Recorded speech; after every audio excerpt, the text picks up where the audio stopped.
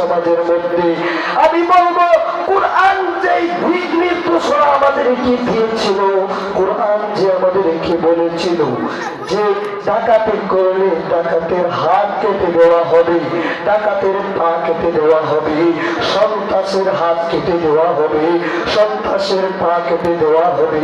এই বিধান আজকে আমাদের দেশের মধ্যে জারি নাই। বাংলাদেশের বিচার অবস্থা এতটা ভয়ঙ্কর,